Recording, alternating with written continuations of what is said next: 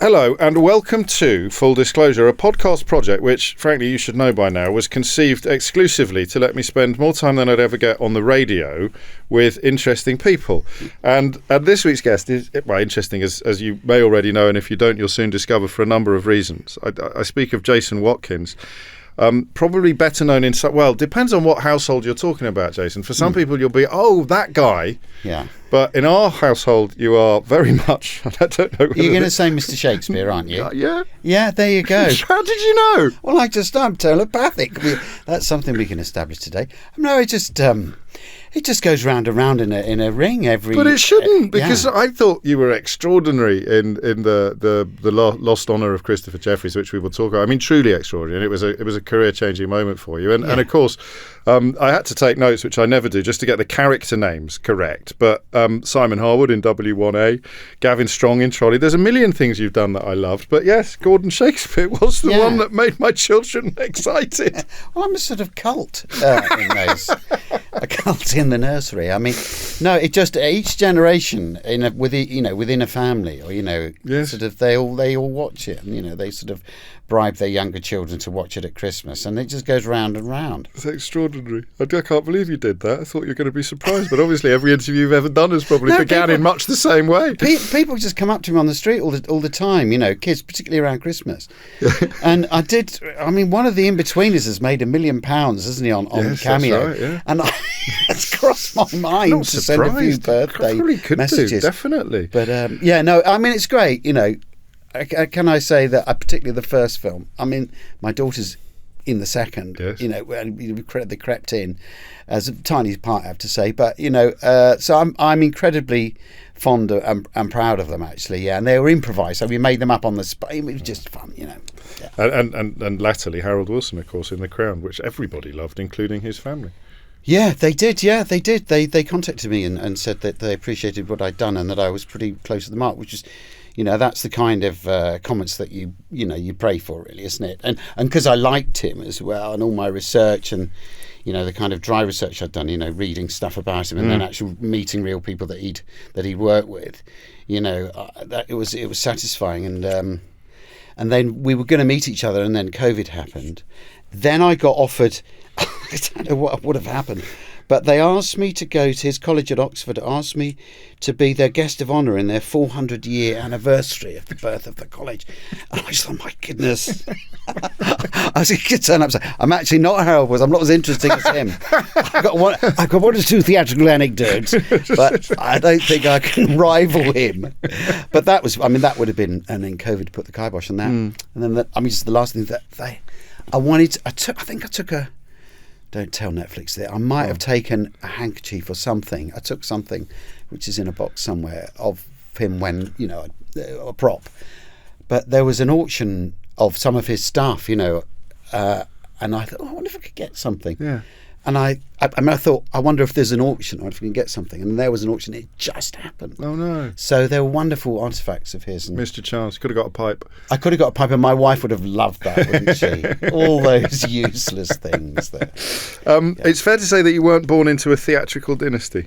No. I think, Jason. But you do have there is a fascinating detail in your history, isn't there, with your dad's mum having an affair. Yeah. From which your dad was the result. Yeah, isn't it?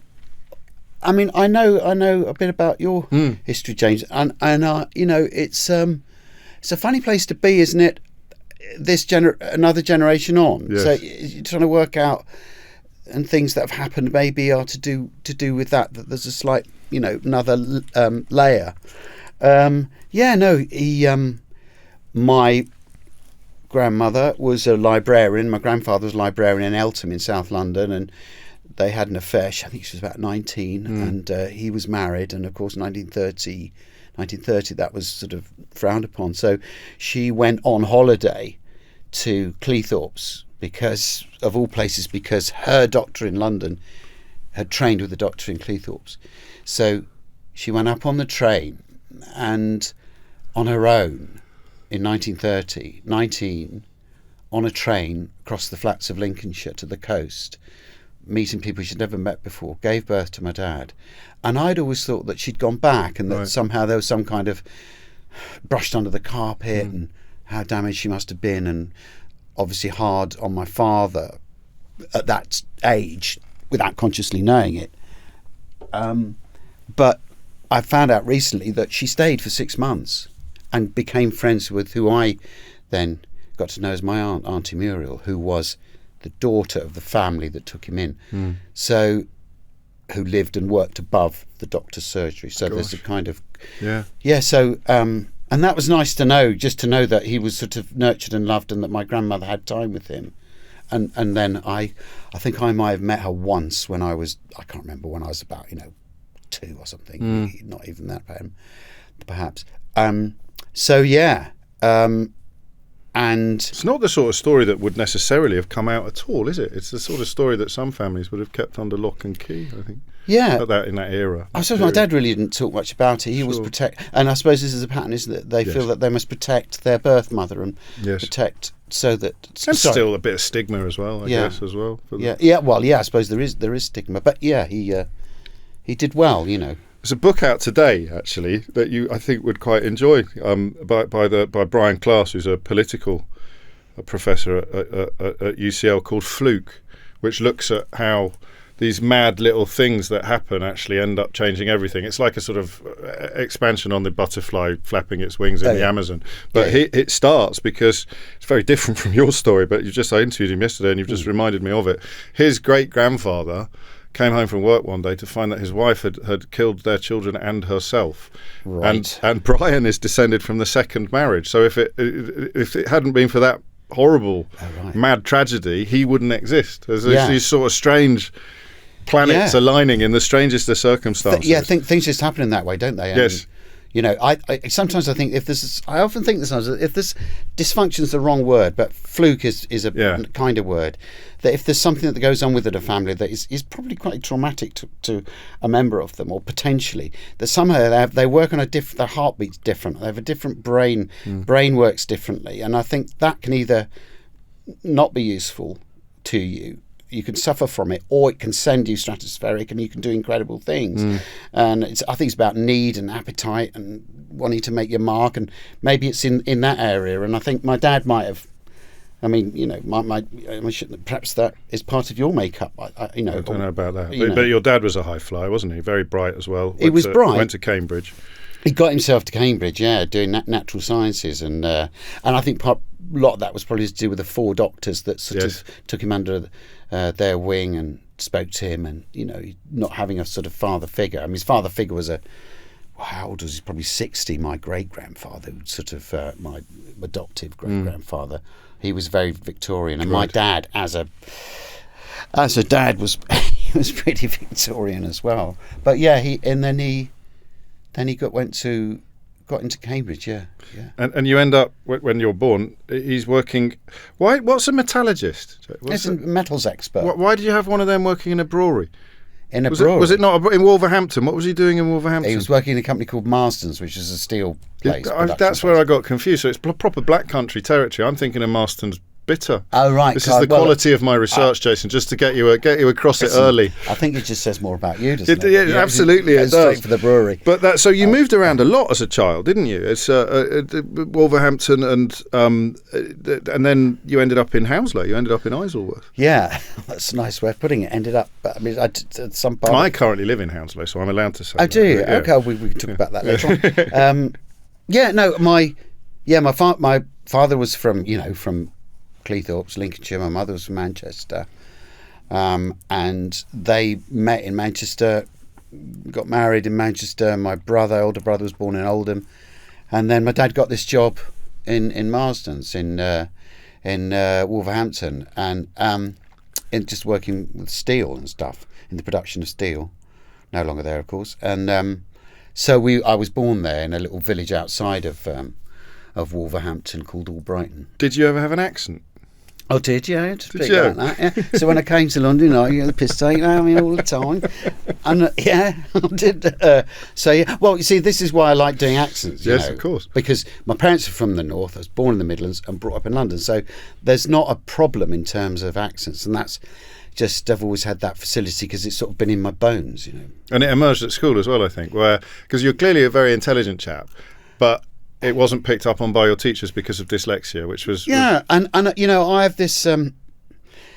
I heard a bit of Wolverhampton then, just then. That's it, isn't it? And I'll end up talking like you as well. I do a bit of that. There's the characters in the Far Show, aren't there, where you know they just completely mimic, and I'm afraid I'm in that boat a bit. But yeah, no, I did. See, this is it. You say you're clearly a clever chap, and you see, because of my dyslexia and my appalling school record, I don't think that, and even now I don't think that I'm clever. I mean, obviously I'm reasonably good at what I do, but I struggle with that kind of confidence, of certainly academic confidence, and maybe that did pervade slightly into the rest of my life. And so yeah, and I just couldn't focus. I couldn't read. You know, words would jump around the page, and I always feel it's all the things that are the opposite of what I feel now. I've learnt how to deal with my reading difficulties, and I read for Audible, and I've worked out how to do it. But at that time it was all sort of trauma. Dad was clever, he couldn't understand what was going on. My mother was a teacher, so there was this real pressure. Yes. So I went off and messed about playing loads of sport and pretending to be somebody else, you know. So there was a bit of that sort of motor in me, and I did everything but read. You know, I just found it so traumatic. When did it get a name? When were you diagnosed as dyslexic then? When I finished my education. Really? Virtually as I walked out the front gates. Isn't that funny? No, it was there was a teacher there, Mr. Jordan, who he had been. We're at Hounslow Manor School. Hounslow Manor School, which is now Kingsley Academy, I think. And yeah, he recognised. He probably did think, oh, he's quite clever now. Why is he not? Why is it not happening for him? And I think he'd done a bit of reading at the time and become interested in it as dyslexia as a thing. And he suspected that I might be, and he tested me. So actually, for my A-level drama, so I did A-level art and A-level drama, the least academic two subjects you could possibly find, and I had a little bit of help. Right. So I think I got a D, didn't I, in drama? So I passed. Well done. You know, there was a huge practical element to it, which might have helped. But yeah.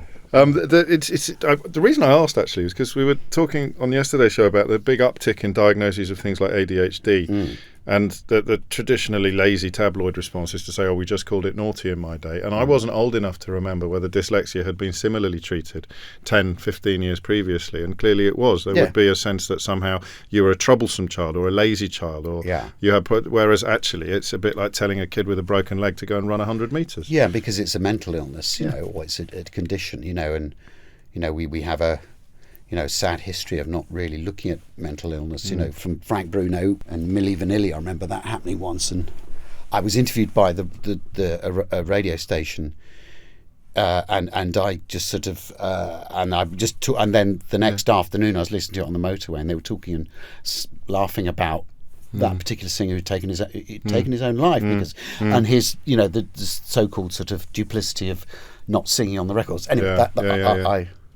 but I digress. But I think, you were seen as sort of stupid, or I mean, everybody deserves the right to fulfil their potential, don't they? And I think we need to search for ways of helping that happen for everybody.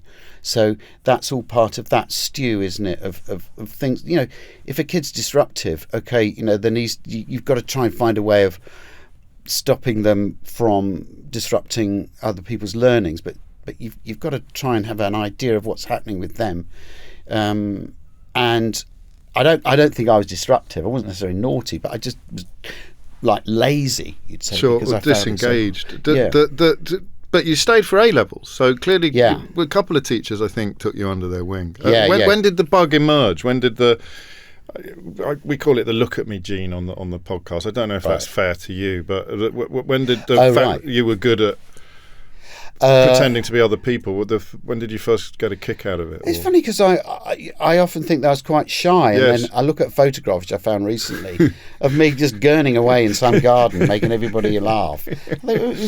So I think I was doing it being like, would have been Frank Spencer. Yeah.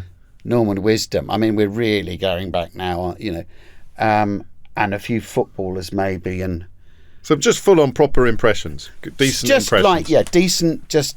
But I wouldn't say I was a joke teller, but Sure. I could, I was good at sports, so I could run fast. And So you made the basketball team despite being I did. 5'6.5". That's right. And you have done your homework. And my son, who is, I think he's going to be slightly taller than me, who's 12. He likes his basketball. So I mean, Amazing. yeah. So I think you played schoolboy football for Wrexham as well. yeah, just throw that in. Yeah? I did. Yeah, I did. I had a quite. I played as every team there was at school I played in. Hockey.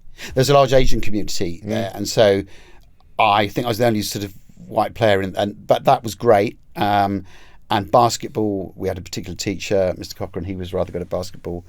I was all right at it. But yeah, no, we had an exchange visit. One of our teachers had worked in the Wrexham area, and he had connections there. So we had an exchange visit from Hounslow Borough, which of course we're very familiar with. And we went on a tour. So, and while I was in Wrexham, we played against Wrexham area boys. Mark Hughes was playing for them. And he was a bit like a horse. He had this sort of mane, this perm, and his legs were like, it's the size of two normal, 16-year-old boys' legs. And he scored like 5. I scored 3. We lost 7-4. And I got spotted and they said, would you like to come and train that summer? So me and another lad from that team trained that summer, just with the youth team. And then I went back again the following summer. And it didn't go any further than that. But, I mean, I do remember that time. I bet. And I wish I'd been sort of hungrier, you know what I mean? I wish I'd been... And I love my football, and I love the sort of ideas and the thinking and the whole thing. And, I know that Warnock, Neil Warnock, he talked about different types of people that he'd coached and that he'd managed. And some were really hungry and desperate and didn't have the comforts that other squads had, and they were the ones that worked really hard. And I sometimes think I wish I'd been more ruthless about wanting to be a footballer, but I had other options open. You know what I mean? But not the option you wanted probably most, if I understand correctly. And this is the questions I've asked so far about this coming to the end of your school days kind of come together here, because you wanted to be a PE teacher, but your academics didn't let you.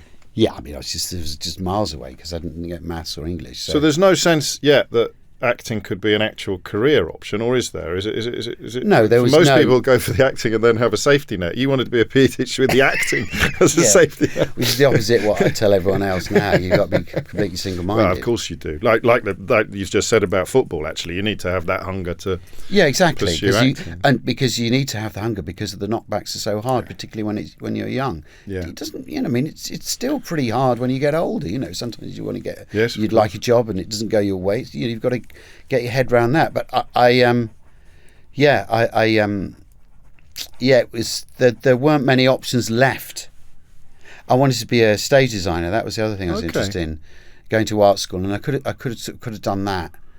Go to Wimbledon Art School and then on to Chelsea, where I had a friend at Chelsea who was at art school doing the foundation, who I lived nearby, and when I started, I know we're jumping ahead slightly, but when I went to RADA, he drew me a few times, so he would like life draw me pretending to be other characters. Right.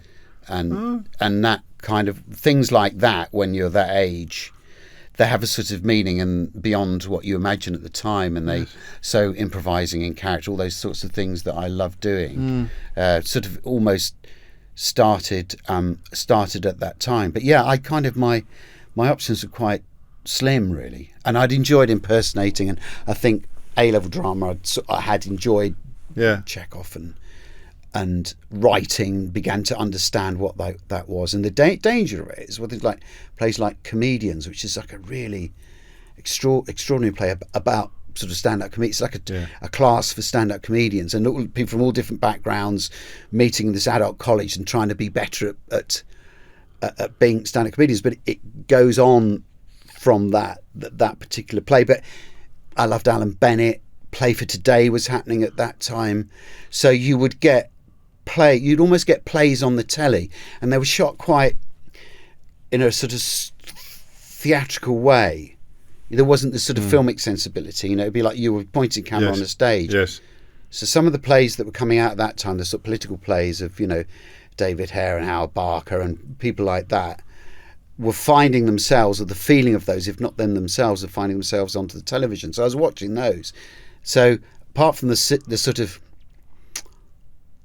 clownish foolishness of impersonating and the instinct, there was this sort of idea that something else was happening that you could do if you pretended to be other people. And it was the A-level that turned you onto that Probably, initially? yeah, definitely. So who first said, have you thought of applying to drama school? Where did that come from? That came, a couple of teachers, Tom Sweeney, who's at Heathland School, which is in Cranford, and other end of Hounslow, they only did A-level, and then my Yvonne Payne, my sort of English, I didn't have an English teacher. I had a drama teacher, and she said, "Have you thought about doing it?" And had you done much acting in school then? I'd done Joseph and the Amazing Technicolor Who were Dream. you in that?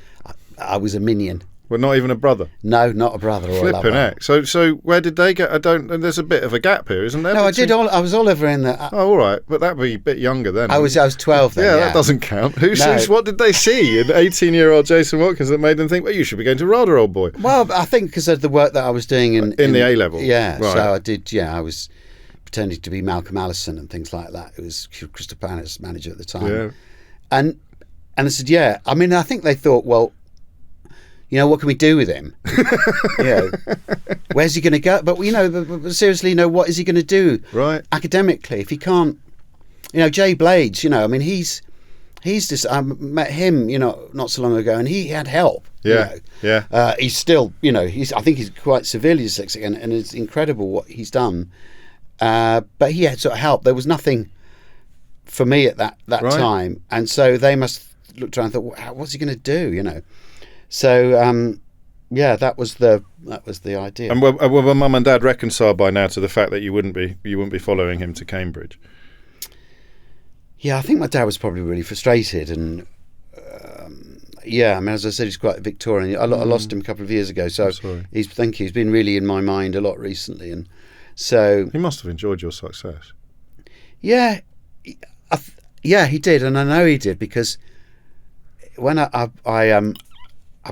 won the BAFTA, and then I thought, well, I better go and show it him. So, and right near where we lived was the Brompton Bicycle Factory, and I'd been doing W1A, I think, at that time, and my character had a Brompton. Yeah. So I thought, and I'd been tweeting them, trying to get a Brompton out of them. Give us a Brompton. So they said, pop in and see us. I thought, okay, I'll do a double whammy.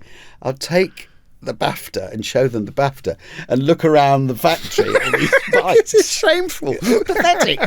And halfway through the tour, I reckon the guy who's taking around was looking at me thinking, what an arsehole. He's off to a free bike. And he said, well, we don't give bikes, He dropped it, did he? He just dropped it without, unprompted. Unprompted. Well, it's not exactly unprompted. No, he could see he's sweating at these. So they're not cheap, to be fair, are they? They're not. And that was BBC wages. So that was a massive fail. And then I went to my dad's, and I knew he appreciated it because he took his camera out, and he just gets his camera out. So in an emotional situation, he would get his camera out and he'd take a photograph, or that was the thing that he did. He had I found his box brownie, which I've got now in my attic, which he had, and so I've got a picture of him taking a picture of my BAFTA, which he'd set up on a little sort of table. How lovely! And I don't know, it was just so he did. But when I got into RADA, he said, he said, now you've joined the beautiful people, which I still can't quite understand. Was that a class thing or a Do you know, aesthetic? I'd never thought that. It's really interesting. It could well have been that. It could. I think it was more the glamour of it all. But yeah, I mean, he said when he went to Cambridge, he couldn't believe it. That I said, how did you get through it? And there was an amount of money from the doctors, I believe, and some government money, but he couldn't believe it. There was all the other people just taking out the checkbooks and just signing off on this and that. And he sort of, I remember him saying that. So yeah. I think he was proud of me. Yeah. And getting into Rod, it's 1982 now. It was a bloody big deal. But so I did a little bit of acting as a kid, and everyone dreamt of getting into RADA. I've interviewed 2 actors in the last 2 weeks, you and Sheila Hancock, who both seem to have glided effortlessly into RADA without perhaps even appreciating what a big deal it was. No, again, you just it's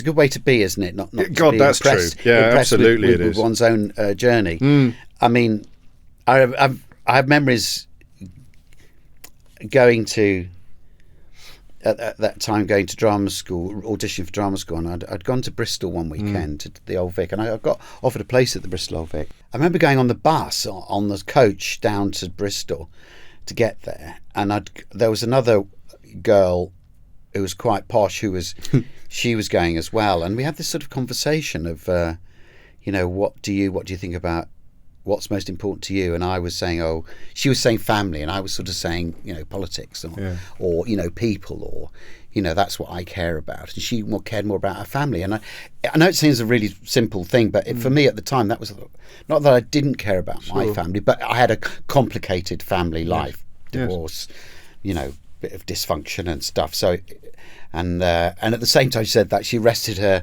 head on my shoulder, which again was quite like, oh right, okay, drama, yes, I think I'll do this. But it was a sort of interesting moment in many ways, and then and then I went through the process at RADA, and I did Iago. I knew I needed 2 contrasting pieces, and I did Iago, play a sort of villain, and then I'd watched a play on A Play for Today, one of these plays, and it was called The Man Who Almost Knew Eamon Andrews. Oh, okay. And it's this weird little play about this guy who was a sort of fantasist and was pretending to be both Eamon Andrews and various guests, and it was this sort of fantasy, and it was great. And I think it started with, have you got the Colgate ring of confidence? I haven't. And that's how it started, and it went off, and so I wrote to the BBC. It was unpublished, and I said, "Can I? Good grief! Is there a script?" And they said they sent not a script because it hadn't been published, but they sent the camera script, which is obviously the script that everyone rehearses to, and I transcribed it and put it together, and then I did that as my 2 contrasting pieces, and I really. Have you got the Colgate ring of confidence? I haven't. I understood that. Right. Because there was a bit of showmanship in that one phrase, and a lot of, that life is complicated when you're a teenager or a young man, and you're not trying to work things out. So I think it showed me off as a good, and I was a complete bastard as well. That's why I was at the Argo. But I think they were good choices, and they showed off what I could do. I wonder how many plays there are that would still stand up to the harshest scrutiny, but kind of just got lost because of the nature of Play for Today's format, really, and I mean, not being kept on paper. I mean, it's some extraordinary. Of them, I've got a friend who's got all in the psychiatrist's chair, all the old original tapes. Wow. Obviously, didn't have ownership of them, but wow. But I mean. Yeah, there must be some real gems there by unknown writers. And is it, thinking of that alongside your dad's box brownie, for current generations, younger, the idea of not preserving something forever is almost alien to them, isn't it? They won't be able to conceive of something being lost in the mists of time because everything is stored. Everything is recorded. Everything is for good or for ill. That's bizarre. I mean, what Iago one did you do? Was it the Greek Beware My Lord of Jealousy? No, this is your acting ability. Yeah, this is it now. The Cassio loves him. Ah, yes. Yeah. And you got in, and it's a remarkable cohort, which is not a word anyone used before lockdown, is it? Cohort, I don't think. But it is, we all know what it means. Because you've got Ralph Fiennes, Ian Glenn, Jane Horrocks, Imogen Stubbs, Neil Dudgeon. Yeah. Were you conscious? Because I obviously know a lot of people that went to drama school, and there's a sense for those of us who didn't, that was a finish line. But Christ, it's barely even a starting line. Oh, And yeah. Some people leave RADA and never work. I mean, No. were you conscious of being in a particularly No. special year? Or? No. I mean, well, only that we got on. And Yeah, that's nice. Yeah, and it was mad and fun and important, and we'd go out and smoke weed and leb, try and score some leb from the toilets in the Finsbury Park Tavern, things like that. Which, that for me, coming from Hounslow, that was was like glamour. That's where the glamour was for me. But it was. I was sort of quite green, really. I think I didn't have a plan. I wasn't driven. I'm just a sponge. I was like, oh yeah, this is great. Oh, look at that! I could do this. I could do that. Oh wow! And then you'd have. We had a slightly mystical person called, Tessa Marwick, and she was this. She did auras and stuff like that. So you had sort of auras, and she had this brilliant technique that if you want to walk down the street, this is all about having presence and having a kind of screen presence or a stage presence. That if you walk down the street, and we did it, we went out onto Oxford Street, and if everybody does this on Oxford Street, it'll be a car crash. But if you fix a point about 100 yards ahead and just walk towards it quite calmly, people move out of the way. So sort of stuff like that, slightly weird, but actually worked. Yeah. So had that at one extreme. Then there were all these plays and these playwrights like, Sam Shepard and people like that you'd never come across before. D.H. Lawrence and, Shaw and stuff like that. And you'd be going, what do they really mean? I think I thought a bit about that, and they've created a character about that, put them on stage, put them in a family. So having come from a family that was not straightforward, yes, that finding other families and other stories was really, really thrilling and solving. So it solved things, it asked questions, and because I had, different parts of the country was all part of where I was from, of course, that I enjoyed that. And I'm sort of lower middle class, I suppose you'd say. So I sat between classes, perhaps. So I was able to play all these various inhabit all of them. Exactly. So yeah, it was thrilling. Things like Restoration, where you walk all the all the physicality of it, and I played sport and I love dancing and all that stuff. So it was great. Yeah, it's obviously describe it as the most natural fit imaginable for everything that had sort of coalesced in you prior to this point. But yeah, probably, yeah. I'm interested that you say you weren't driven, because I'm fascinated by ambition and where it takes us and where it doesn't. But you wouldn't then be hankering for the lead in every play. Would you find the beauty in whatever part you got? And did you become conscious of physicality? Because Ian Glenn and Ralph Fiennes are more obvious male romantic male leads. Specimens. Well, no, just more obvious male leads. Oh yeah, no, absolutely. And they say, who's your favorite? You would go around and say, who's your favourite actor? And I'd say, John Hurt or something at the time. Done The Naked Civil Servant, and Bob Hoskins, was starting to sing detective. I just like playing lots of different characters, and so no, I was never going to be a romantic lead. But there was so much going on, comedy and stuff, that there wasn't like, oh shit, I'm not going to work. Right. And everybody was different. People actually, like Peter Gunn was a friend, and we all got together 40 years after recently. Wow. I think, in fact, Ian and they were both working away abroad, so they couldn't come. But everybody else was there. And Richard Hicks is now a casting director in America. He came over. Julia Fabry in America. So it was all and we had an amazing night where we didn't stop talking for hours. And there was, I don't know if we could have done it maybe 5 years after leaving. No. Any sort of competitiveness, or it was all about. It was remarkable actually how we just picked up from where we were. And everybody looked 21. It was a special thing, but there was a real mix of people. Imogen had a very different background from Neil, and I sort of sat in the middle, and then a couple of guys from Aylesbury, and Welsh from Simon from Wales, and so there was a mix of people, which is yeah.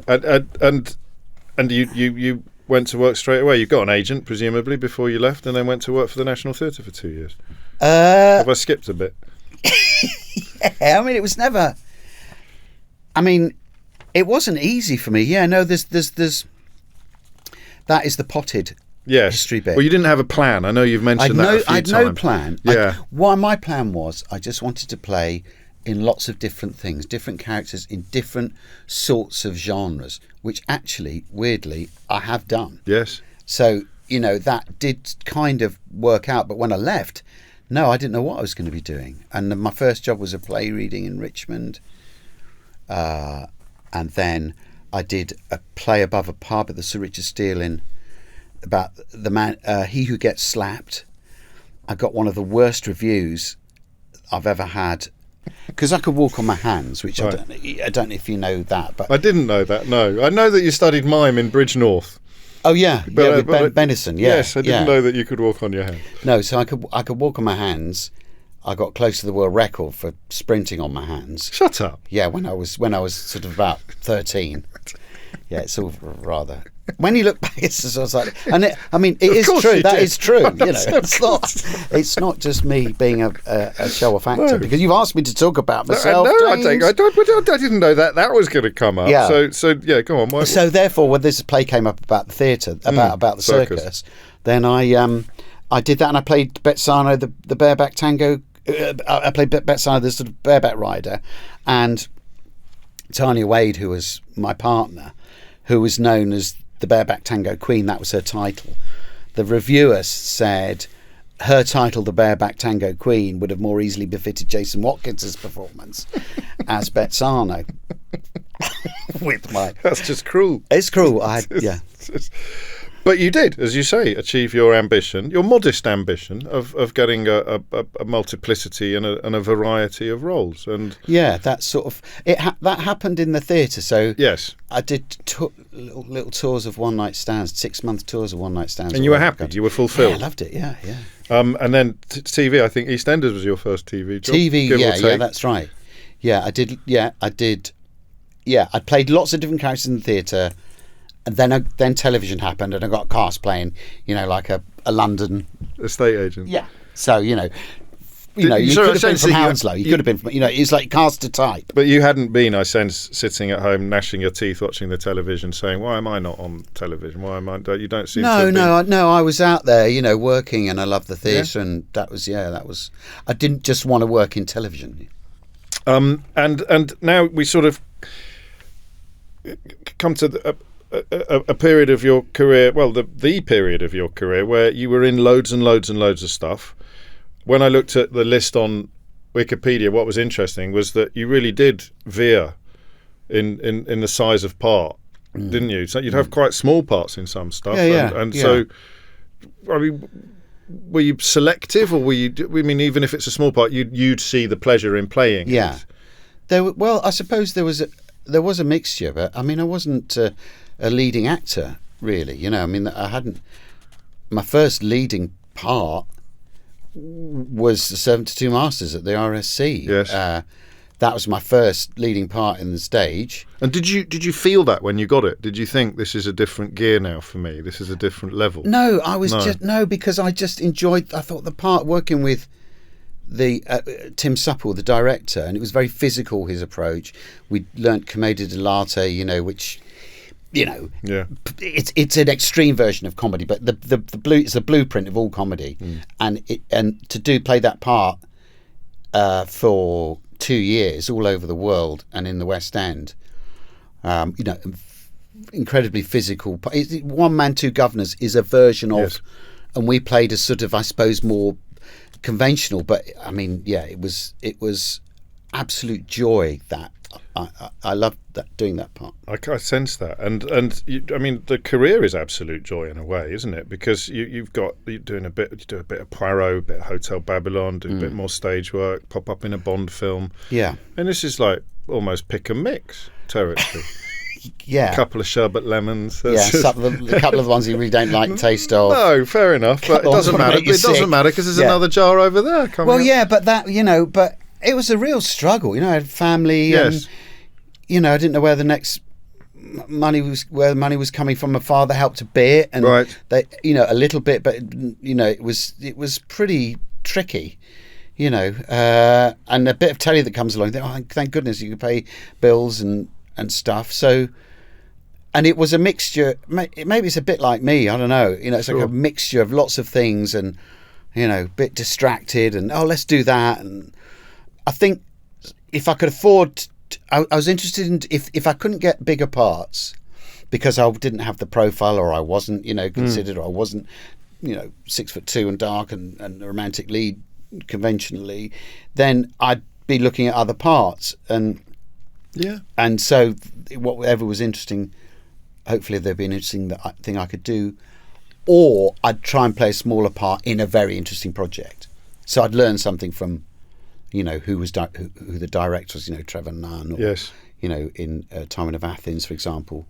You and your wife Clara have spoken often and with incredible power, and you've made a documentary about losing your daughter Maud. I mean, I'm bearably young, 2 years old, on New Year's Day 2011, and that when I prepare for a conversation like this, and I hope this doesn't sound inappropriate, it looks pivotal both personally and professionally in the chronology of your life. She was lost to sepsis, which had been tragically missed by doctors. You watching you talk about it and reading interviews with you, you clearly could not have done any more to prevent it. But I presume that a crucial part of grief is believing that you could, or thinking that you might. Yeah, that's the darkest thing that you're dealt. That you feel that you should have done more, you could have done more, and that's a very difficult place to be, and sometimes it takes a lot of convincing from other people, and also from yourself.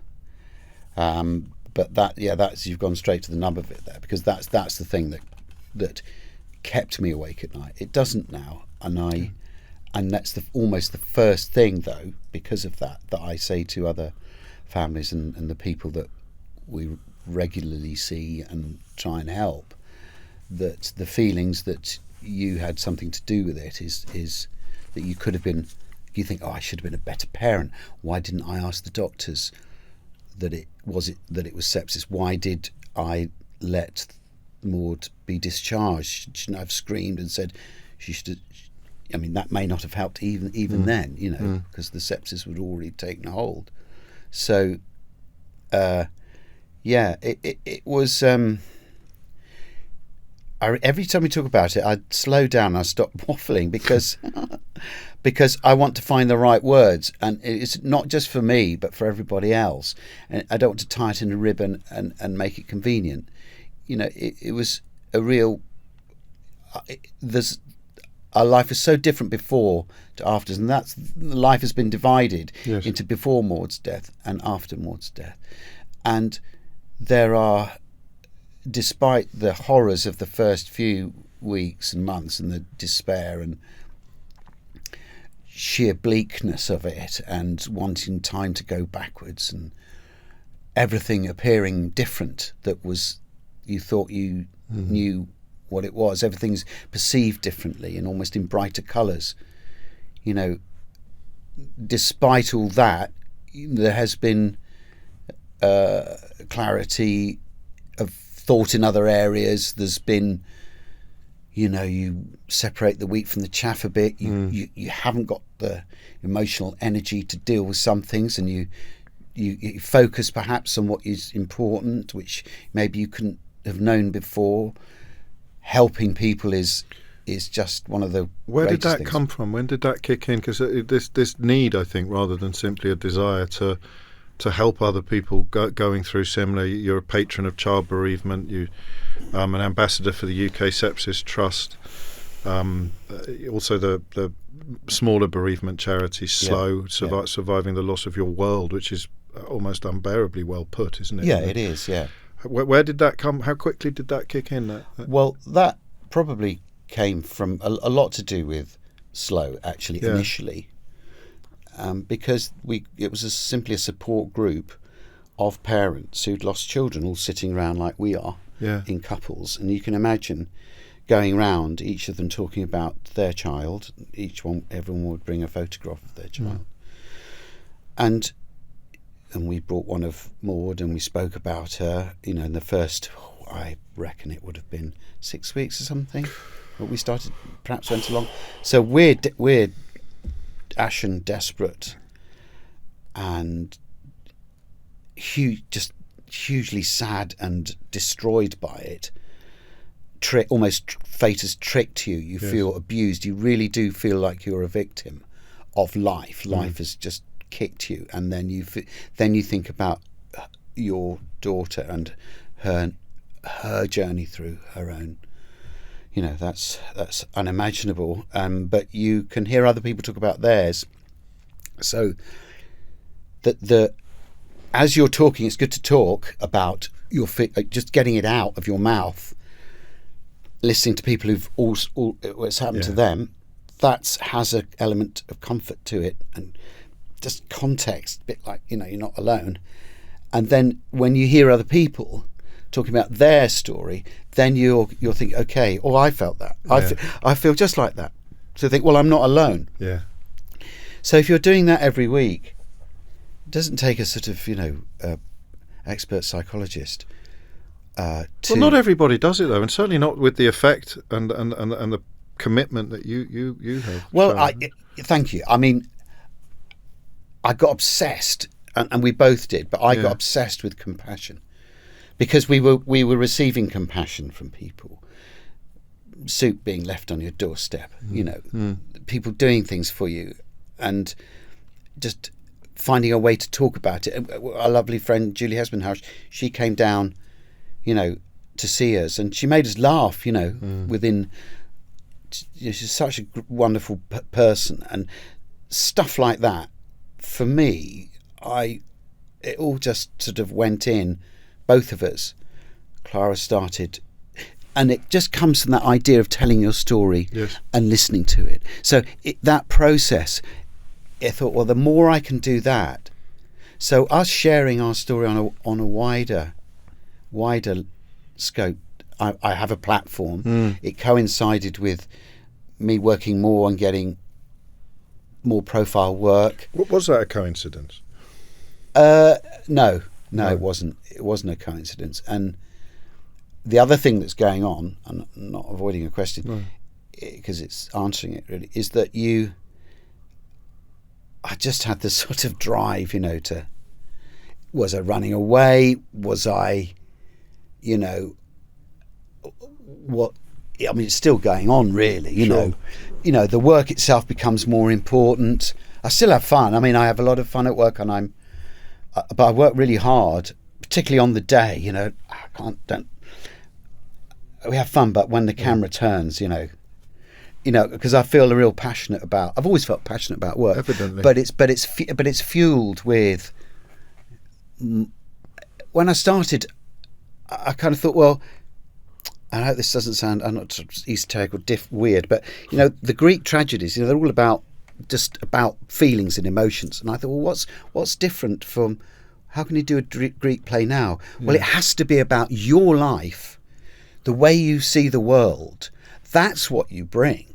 So, in terms of the charity work and working and talking about Maud, and it's all sort of part of that.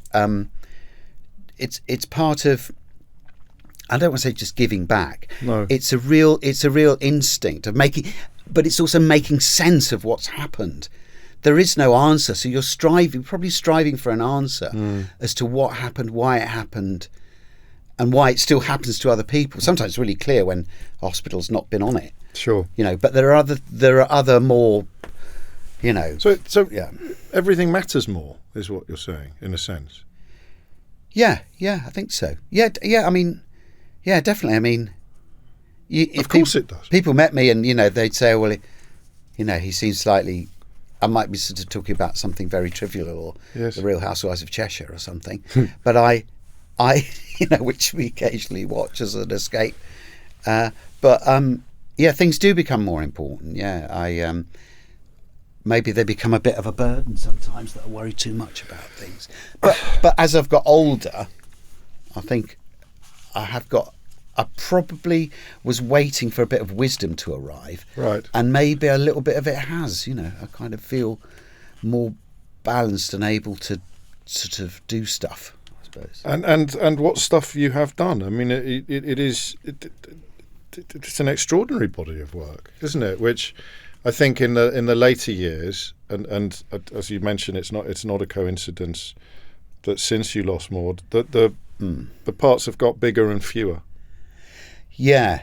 I mean, the Christopher Jefferies piece, which was, that again, I was the recipient of someone else's kindness. Go on. Was that Roger, a lovely late good friend Roger Michel, the film director, who I knew at the Royal Shakespeare Company when he was assistant director years and years ago, and he was the sort of friend I thought, oh well, he does movies. I don't do movies. That's fine. As you can sense, there's no bitterness there.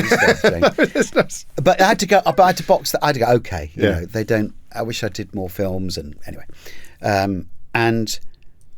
but when that came up, that part, he wanted me, and he didn't want anyone else.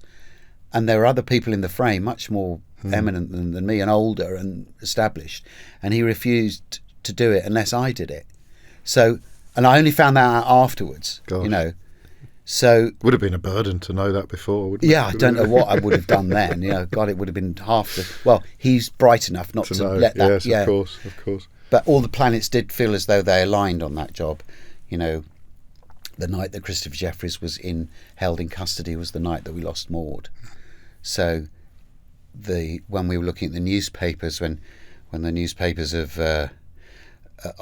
When he's come out of custody, his friend has kept all the newspapers that would come out about all the accusations of it being weird, and that he was probably the murderer of Joanna Yates. Sharing those headlines there was this flu epidemic that was contributed to Maud's death. God. So as we're reading, I suddenly started looking at these, and then so I said to Rogers, "Can we just remove those? Can we just?" Yeah. And he just looked at me, thought, "What?" He was just confused, and then he just had this moment of clarity. Yeah, but it mattered, that job. Yes. And I think it was that it was going well, and you get an instinct that when it goes well. Do you? Everyone's really nice generally. Yeah. But there are certain things that when you know it, that it's working, whatever it is. And I wouldn't like to say what that was necessarily, but it felt that was working. And as a result of what we'd been through, I was determined that it would be absolutely the best thing that I could do. And it was my kind of... I said to Roger at one point, I said, we're writing a novel here, aren't we? Because it just felt that it was so detailed, And it was a human odyssey. So you wanted to pin down precisely what that character had been through, that real life person. Yeah, that real person that I'd met, and I wanted, and there was compassion for him, what he'd been through, compassion for the parents. I mean, why piss around when you're dealing with the death of a daughter? I know what that feels like. So if I'm going to do a drama which is not about Joanna Yates, sure. it's about Christopher, but the bedrock of it is this awful loss of a daughter to a family, which is reflected in the writing. Peter Morgan's writing. There's this montage of what the flat was like when she left it, and it's incredibly moving. So I was involved in that, having lost a daughter. So it was. I don't know. I not consciously, but I was working. I weirdly didn't learn it. I just read it, done so much work on it. Really? I looked on the night before. I looked at the sides the night before, and by then I was just thinking, how am I going to do it? When can I get that look that he, think about when that, I wouldn't say do it then. No. The sort of a physical gesture that he might do, I was thinking just try and get that in, because that tells so much about him, you know. Yeah. So yeah, things were, I was being pulled along as much as I was pushing, you know. It does feel a sort of. You used the word mystical earlier. It does feel as if there were forces at play beyond. Yeah, definitely, and it was a grief project. Yeah. And it's the same for my wife now, Clara, who's her business Opine is a, you know, she started just before lockdown, and she's created a brand, and the work she has to put into it, and I can see she's absolutely, because she wants it to be a success. She wants it, and that she acts as well, and you know she is a jeweler as well. But something about this project, I mean, she probably wouldn't see it. She probably couldn't. Right. And it's done so well because of her sort of, and I know it's about it. That's her grief project. And it is giving absolutely everything of yourself to something, which we rarely do, even when we think we have. Yeah, and the people that I work with, you know, Melissa Mead and the UK Sepsis Trust and all the people at, you know, Child Bereavement UK, they are selfless and wonderful people. And with Melissa, there's the grief of her, the loss of her child is guiding, spurring her, as it is my wife Clara's work with other bereaved people. And subsequently you hit some astonishing highs. We've mentioned Harold Wilson. We haven't mentioned Line of Duty. Do you pick and choose now, Jason? Do you have more choices than you had before? People come to you. I presume you still have to audition, do you? Sometimes. Yeah, occasionally. Yeah, I do.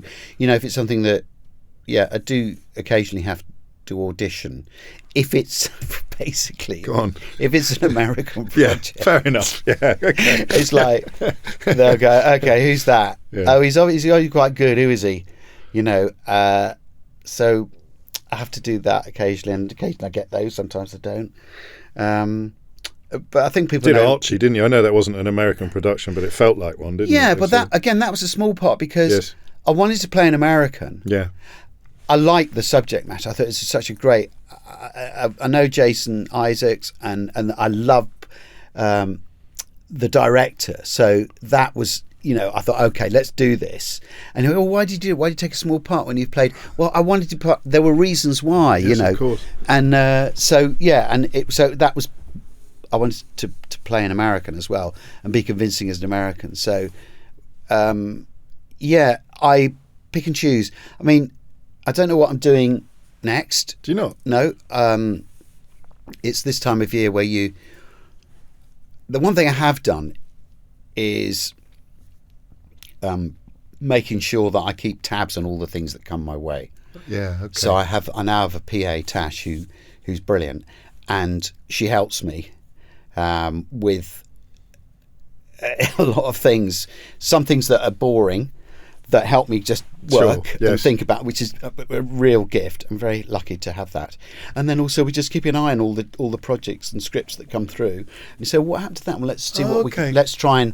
So I don't want to say we're a production company, but we're just trying to cultivate those things that we found interesting. And so there's a few things on the go that I'm attached to from other people approaching me, and other things where I'm going out saying I'd like to do something about this. So I've started to do that in the last couple of years. That's a nice position to be in. It is, and it's just a matter of staying calm, and when all the filming starts, you know, things will come along, and you know. And it means you have time and space to do less obvious roles, like you mentioned that playing Stanley Fox in Archie wasn't a massive role, and this short film that you've done. The One Note Man as well, we should probably push some people towards. Yeah, I mean... Because short films, I think of out-of-work actors and drama students, but it is a beautiful seam, isn't it, to work in? It is, and what's great about it, the script was sent to me, and the director had written it, and it was so well written. His story is interesting. George Siogas, you know, he'd come from Greece with his family. He was a director of television, but because of the financial crisis, you know, he thought, blimey, I've got to do something. So he came over here and started directing soaps and stuff, and then he had this idea, and Stephen Warbeck, a great composer who wrote the score for Shakespeare in Love amongst many other shows, and films who I'd worked with in the theatre. He'd written this brilliant score. There's no music. There's no words. I didn't have to learn any lines. And it was a chance to sort of use sort of physical stuff. It was such a sweet, brilliant film. But then it just, once we'd made it, it went ballistic. Yeah. So, I mean, we didn't... I'm sad that we didn't get nominated for... We've won 20 awards all over the world Not for bad, best film. Yes. I got the Richard Harris Best Actor Award at the Limerick Film Festival, Short Film Festival. So that's it. Yeah. I've got my BAFTA and I've got that one because I'm such a huge fan of Richard Harris. I'll tell you a story about Richard Harris afterwards. Okay.